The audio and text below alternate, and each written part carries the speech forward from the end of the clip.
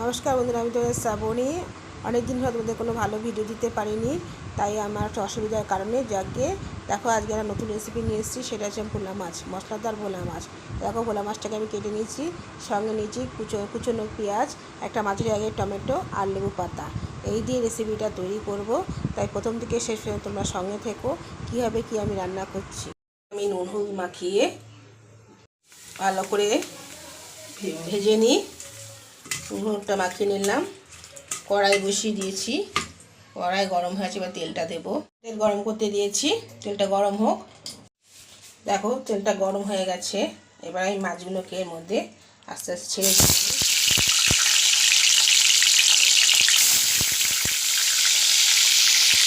ভাজা হয়ে গেছে, মাছটা আমি এবার তুলে নিই। তুলে নিলাম।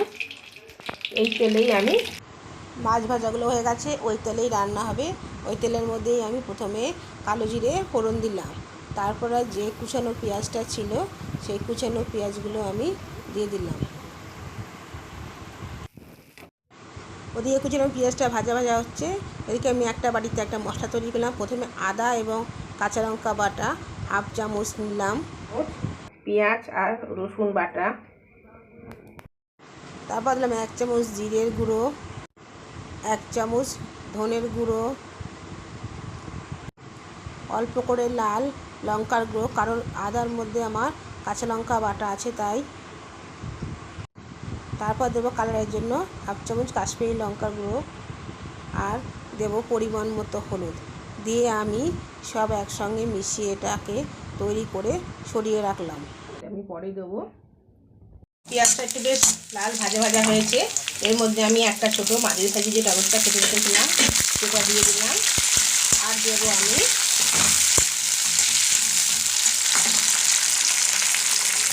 আমি নুনটা দিলে টমেটোটা গলে যাবে, তাড়াতাড়ি এটা মিশে যাবে। টমেটোটা ঘেটে গেছে, এবার যে মশলাটা আমি তৈরি করেছিলাম সেই মশলাটা আমি এখন দিয়ে দেবো। ভালো করে মশলাটা আমি এখন কষাবো। দেখো মশলাটা দিয়ে তেল বেরিয়ে গেছে, আমার মশলাটা আমার কমপ্লিট, একটা দারুণ তেল বেরিয়ে গেছে। এবার আমি জল দেবো, এবার মশলা ধোয়া জলটা দিলাম, আর একটু জল লাগবে, ঢেকে দিই।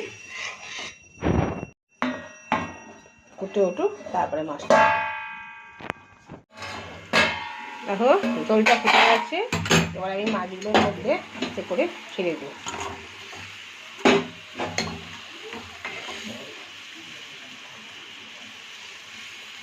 ফুটতে দিই, দিয়ে আবার আমি চাপা দিয়ে দেবো। তরকারিটা হয়ে গেছে, লেবু পাতাটা দিয়ে ঢেকে দিই 5 মিনিটের জন্য।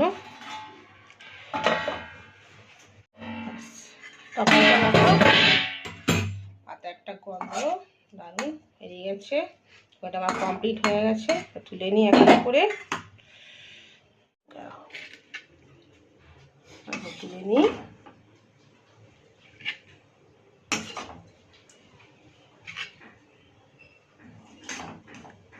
ওপর দিয়ে গ্রেভিটা ছড়িয়ে দিই। তৈরি হয়ে গেছে আমার লেবু পাতা দিয়ে ভোলা মাছের ঝাল। দারুণ একটা টেস্টি খাবার, একবার ট্রাই করে অবশ্যই দেখবে। ভালো লাগলে সাবস্ক্রাইব করে বেল আইকনটা প্রেস করতে ভুলো না। সবকে দেখার জন্য ধন্যবাদ।